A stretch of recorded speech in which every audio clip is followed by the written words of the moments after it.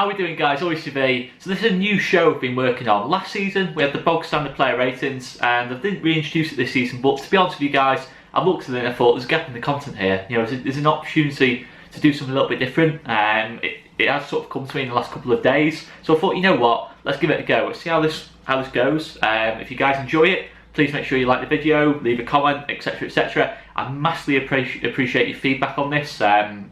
You know, what your thoughts are on these types of videos, if it's something you want me to do each week, each game, absolutely brilliant.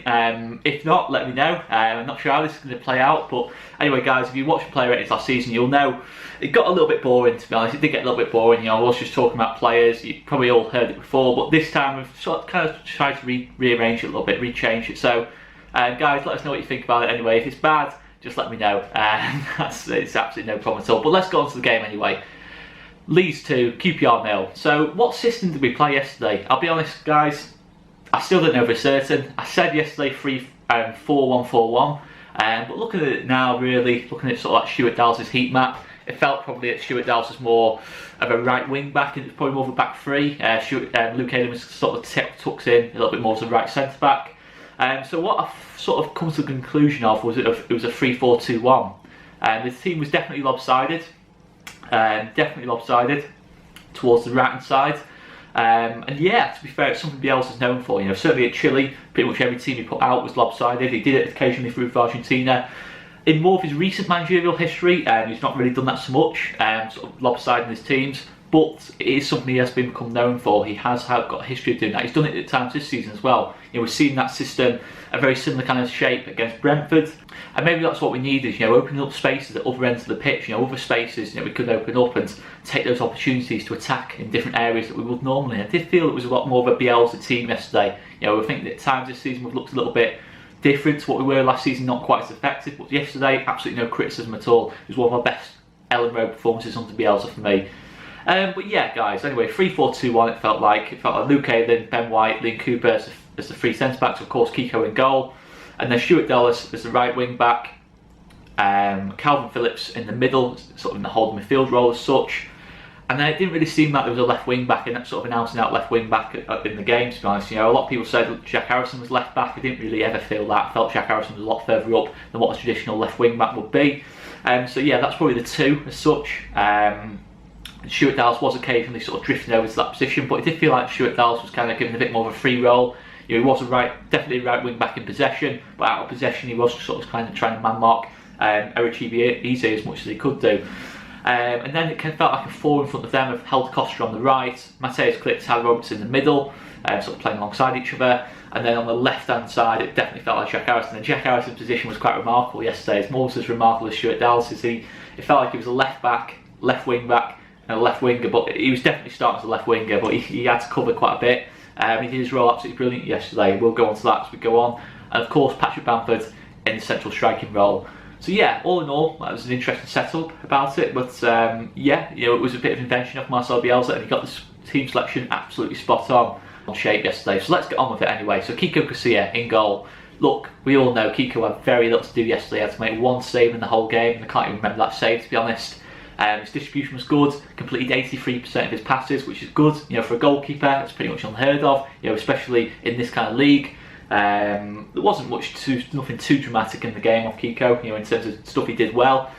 But there was one really bad moment at the end of the game. You know, sort of with 5 minutes to go. You know, we were on a really dodgy moment. You know, he sort of comes charging, a long ball goes in. He goes charging 12, 15 yards of his line. He's never getting there. He didn't get there, and it could have led to a goal quite easily, to be honest, if QPR had their shooting boots on. But luckily they didn't. And maybe it's a bit harsh to pick that out. We were 2 up in the game, but look, these are bits and pieces that Kiko needs to work on. As much as I think Kiko has been much improved this season, and he's a good goalkeeper, no question about that, and has played his part in our amazing defensive record. He has got elements of his game he has to work on for me. You know, I think he needs to improve. Certainly, you know, coming with the reputation he did, he needs to improve that element of his game for me.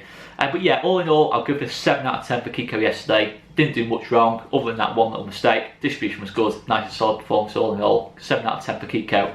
On to Luke Ayling then, the right centre back.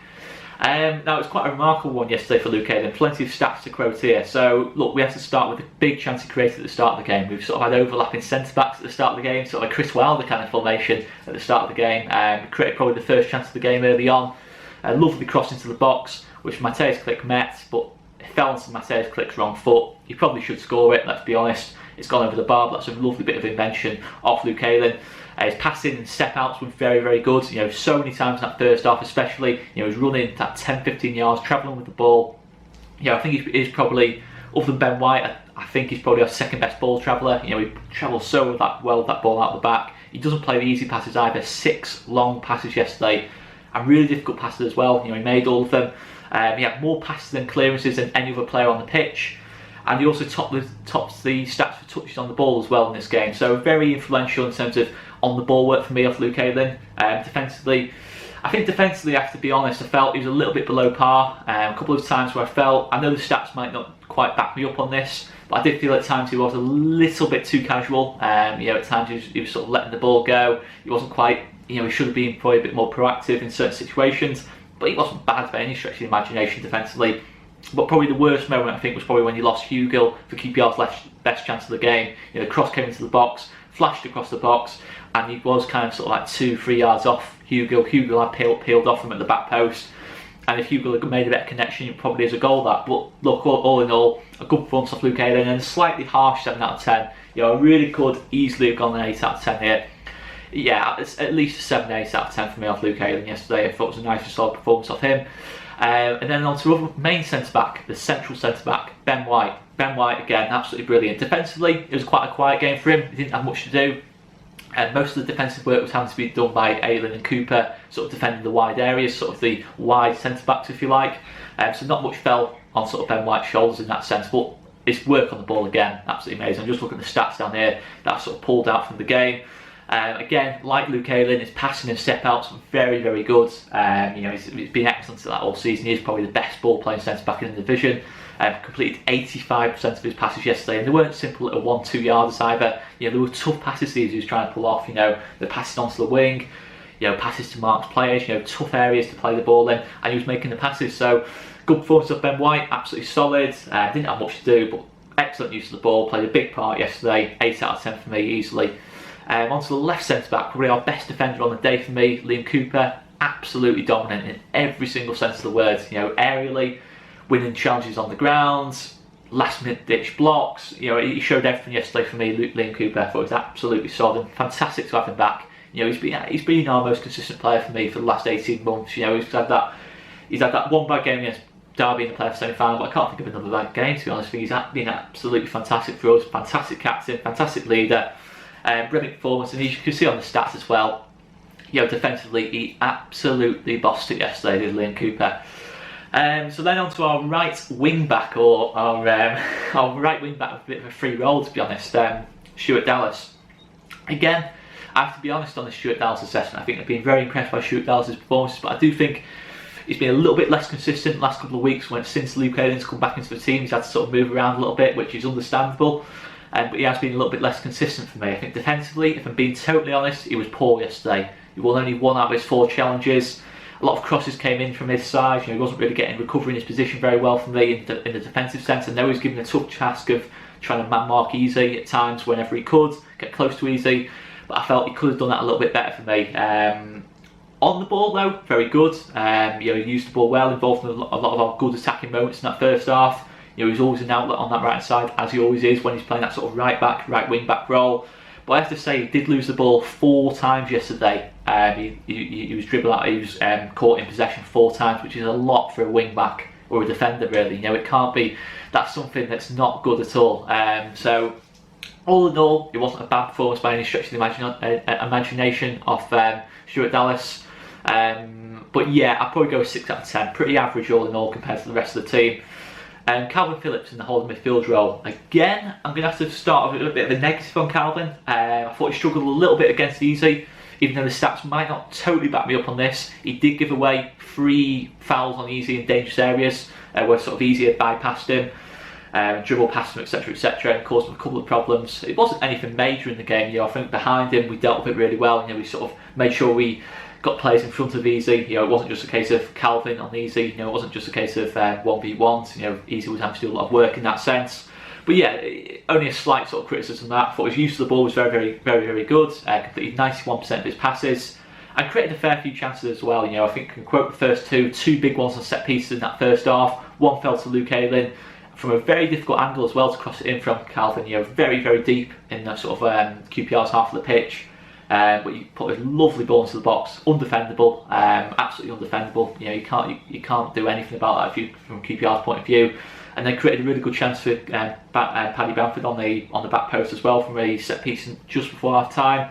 But Bamford headed it straight into the keeper's arms. It was probably one he probably should have scored, to be honest. And then probably his best moment of the game was that through ball, so that long through ball into Tyler Roberts and sort of the hour mark, I think it was. Lovely touch and shot off Tyler Roberts, but fantastic passing vision off Calvin Phillips in that situation. So all in all, 4 key passes in the game, a very influential performance in possession of the ball, maybe not quite at his best out of possession of the ball, but did have a very tough game against Eritrea. So I'll have to go a 7 out of 10 because his primary job obviously to protect the back 4, he wasn't quite at his best in that sense, but on the ball, definitely got to mark him up for that. Fantastic, and he has been all season. 7 out of 10, good performance again off Calvin. So going on to the 4, the midfield 4 as such, just ahead of the 2, Helder Costa. Now Helder Costa is an interesting one. It's a difficult one to assess Helder Costa because I thought his off the ball work was very good. You know, his pressing in particular was absolutely exceptional. He was pressing the ball really well, and it's something he has really improved on for me. You know, looking at the stats, he won 3 tackles yesterday, the most on the pitch. Very good. A big show of the improvement and how he's developing into the role under Marcelo Bielsa. And some clever use of the ball as well, you know, some lovely little flicks and tricks, and I think he enjoys playing alongside Tyler Roberts as well in that sort of midfield 4, and Mateusz Klich was feeding him well as well. But we need to see more of Helder Costa for me. Again, I felt in general he definitely faded in that second half for me. Quiet all in all, really in possession of the ball. I know I said he had some good moments, but we need to see more than that for me. 3 unsuccessful dribbles in the game, nothing really too major, and it's 1 assist now in the league, which is all sort of Helder Costa has to show for. He has to do more than that for me, you know, and he has definitely got in his locker. You know, I'm not worried massively by that, but I do think with Pablo coming back into the team, he has got a real challenge on his hands to keep his spot on that right wing, and it's difficult to really make a serious, for me personally. I know Conor and Joe will disagree with me on this. Conor's probably fuming watching this at the minute, me criticising Helder, but I do like Helder as a player. You know, I think he's a good player. He's definitely learning the role. You know, we saw that with his off the ball work yesterday. He had and he's shown glimpses. Let's make no mistake about it. He's shown glimpses, but I need to see something more tangible than just 1 assist. And he's not really creating that many chances either. Just need to see something more tangible now of Helder, but I do think it's going to come. Mateusz Klich, 8 out of 10 for me. I thought absolutely brilliant.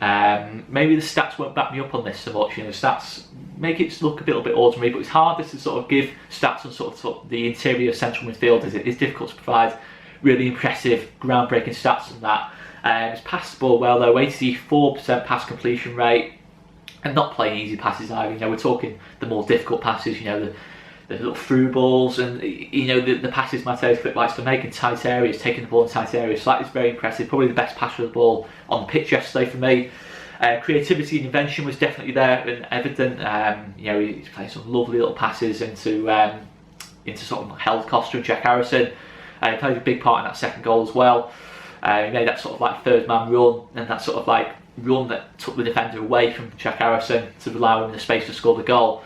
He did fade in that second half. You know, I've made the note there. You know, he did fade a little bit in that second half. There's no doubt about that. But I thought he finished the game well as well. You know, when Leif Davis came on, he fed Leif Davis well as well. And I thought it was one of Mateusz Klich, probably Mateusz Klich's best game of the season for me. Definitely aware of his Barnsley performance. I do feel Mateusz Klich starting to show his best form again. He wasn't great at Sheffield Wednesday, but all in all, I think he's starting to show. You know, against Preston, he created a lot of chances. And he was playing that deeper role. I think he's a far better player in that deeper role. We're a far better team when we have Mateusz Klich and Tyler Roberts playing in the midfield. It's almost a fact now. You know, you see the stats when Mateusz Klich and Tyler Roberts play compared to when they don't play together. It's chalk and cheese. You know, he's an absolutely massive player for this team. He's getting his criticism, and a lot of people talking about Mateusz Klich's not scoring enough goals. The simple fact is his goals were a bonus last season. It's not his primary job in this team. His primary job is to dictate football matches, pass the ball well, and make sure we're on top of games. And he gives us that control. Marcelo Bielsa likes. So for me, I think he's a bit harsh to be criticising that. He has definitely got goals in him. Don't get me wrong. I would like to see him score more goals, but it's not something I'm going to criticise him on. You know, it's not his main job in this team at the end of the day. you know, it might seem a bit cringe-worthy me saying this, but look at the best players in that kind of position. You know, you're talking about Kevin De Bruyne, Frankie De Jong, Pjanic at Juventus. You know, they're not players who score a lot of goals. You know, it's not the main job of a central midfielder for me. Yes, he's got it in his locker, but it's not something we can criticise him on solely for me. He's not been at his absolute best this season, but all in all, this was a much, much better performance of Mateusz Klich. And I think with Tyler Roberts back in the team, we're definitely going to see Mateusz Klich at his absolute best from now to the end of the season. And that brings me on to the main man, Tyler Roberts. Wow, what a performance. And the stats don't do him justice in this case for me. Great goal, fantastic goal, unbelievable display. Probably the best individual performance we've seen this season from a player for us. I can't really think of anything that gets too close to that other than maybe Ben White at Bristol City. You know, some of Ben White's performances, some of Calvin Phillips' performances, but I think that was absolutely taking the biscuit this day off Tyler Roberts. I thought he was absolutely brilliant. And yeah, what a boost it is having him back in the team. He passed the ball really well. A lot of invention, 2 key passes. You know, he created that goal, which was a goal by the way from Patrick Bamford. Lovely cross into the box, probably created the most chances for us in the game. Looking at it, you know, visually in the game, and he was just absolutely brilliant. He dictated the game. I've spoken a lot about Tyler Roberts in the post-match review, as you guys will know. Getting a bit of stick for that off the Leeds TV team, and what you've kind of raved about Tyler Roberts, but he seriously has got the potential to be the best player in this league, no doubt about it for me. He's just got everything. He can score goals, he can dribble, he can pass, he can dictate games, he can play a role. I would genuinely mean this now. I don't think anyone else in the league, with Jack Grealish gone into the Premier League, I don't think there's anyone else in the league who could play the position he plays, because he's not a number 10. No, he's not a number 10. He plays a hybrid role between a central midfielder and a number 10, and I don't think there's anyone else in this league who has that skill set. So, you know, I can't speak highly enough of him. He's our most important player for me in terms of making this system work. So at the very least, one of our most important players. He's only going to get better. 20 years of age, 9 out of 10 yesterday. It's surprising now, you know, when I was doing this research, I thought it was going to be some really, really groundbreaking stats from Tyler Roberts, but maybe not so much this game. But look, he's influential, no question about it. You know, it's so don't read in too much into the stats on this one for me. That's just my opinion on that.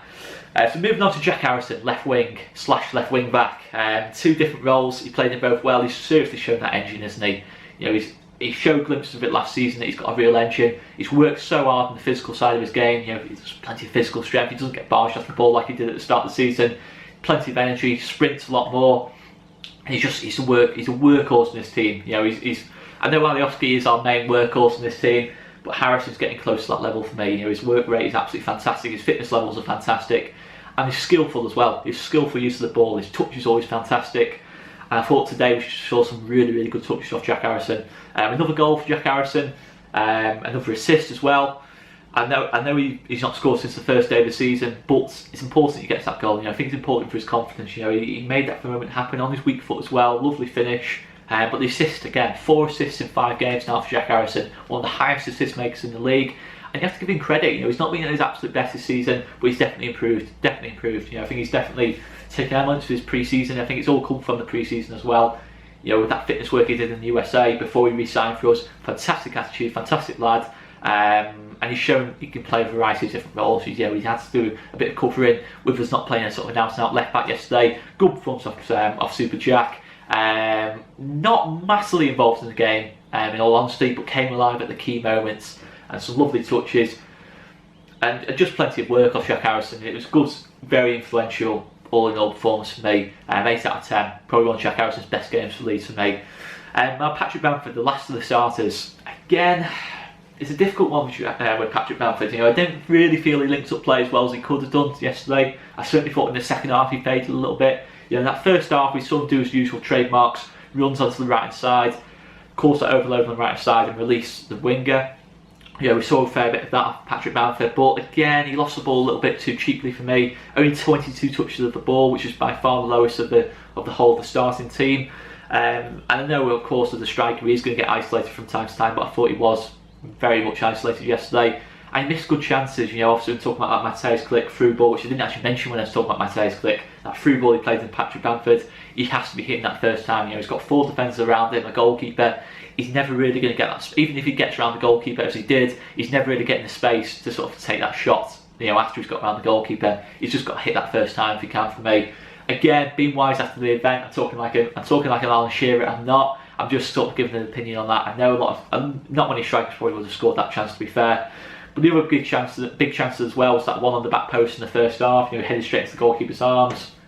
There was a couple of balls that came into the box which flashed across goal, which I thought Patrick Bamford should have reacted quicker to and should have gambled on a little bit more. There was one that she didn't even go for, which was a lovely ball in the box off Marriot, straight across goal, went past the keeper, went between that sort of corridor of uncertainty between the goalkeeper and the defender, and it was a big problem that for QPR, but we didn't really take that chance. He did actually get himself a goal, which was legitimate, and he kept going, which is fair play to him, and that goal drought is going to end soon. I'm very confident of that, especially with the creative players coming into this team, the amount of chances we're creating. One is going to go in, there's no question about that. But 6 out of 10 for me all in all. Not a bad performance by any stretch of the imagination, but I've certainly seen Patrick Bamford do a lot better sort of in his link-up play. But yeah, I thought it was a decent enough performance all in all. Pablo didn't play many minutes at all. Some nice touches, nothing too notable, not much to comment on. Had a decent influence on the game all in all, but not really an easy time to sort of come on in the game and sort of make a serious impression or a case to get back into the starting 11. For me personally, I would have Pablo back in the starting 11. I do think he really gives something unique on that right hand side. But 6 out of 10 for me. I can't really be critical, he didn't do anything wrong. So yeah, decent enough off Pablo Hernandez. Just sorry, get my notes all sorted out here. And the last one to talk about, Leeds Davis, who came on for just 5 minutes, I think it was. 7 out of 10 for me. Good use of the ball, good on the ball as well. He completed 2 dribbles in the game, which was more than anyone else on the pitch, and he played just 5 minutes, which is pretty outstanding. And to be fair to him, and for me, you know what, Leeds Davis, I've made a case for it, and I've been thinking it quite a while. With Stuart Dallas slightly inconsistent at the moment, he probably would be the most obvious choice at left back with Douglas and Alioski out. For me, I'm making a real case now for Leeds Davis, to develop into a first choice left back option. He's got the energy, he defends properly, he looks good in the final third. That ball into the box he played against Stoke in the League Cup, he's got a real quality about him. I think he's only going to get better. He's been impressive in the under 23s. He's been impressive every time he's played for us, and he's got no fear. He defends properly. He's got no fear. He's nice and aggressive. He gets touched tight to the wingers, and I think he's probably better defensively than Douglas and Alioski, to be honest. It's an early call maybe, but you know what? I'm seriously seeing the case for it. I think he's got the legs of Alioski, and he's got the delivery of Douglas. So for me, I think he's definitely a case for Leeds Davis coming into the starting 11 as the season progresses. Maybe not straight away with Stuart Dallas, being probably the main option at left back with the other 2 out. But yeah, definitely make a case for that in the next coming weeks. So if Leeds Davis get into the starting 11, certainly when we've got the Christmas period coming up, plenty of games, he's a good rotation option to have. He's done very, very well for us when he's played this season. So yeah, anyway guys, I'm going to wrap it up there. That has been player ratings and player analysis for the QPR game. Let me know what you think of this video, guys. It's been quite a long video, but guys, please let me know what you think, and leave a like if you've enjoyed the video, and make sure you check out a review of the game yesterday, Tasha's fan cams and Joe's review of the game as well yesterday, and there will be a championship roundup coming up after the last round of last game, which is tomorrow night, I think, Stoke versus West Brom. There will be a championship roundup coming up after that, guys. But guys, I'm going to leave it there.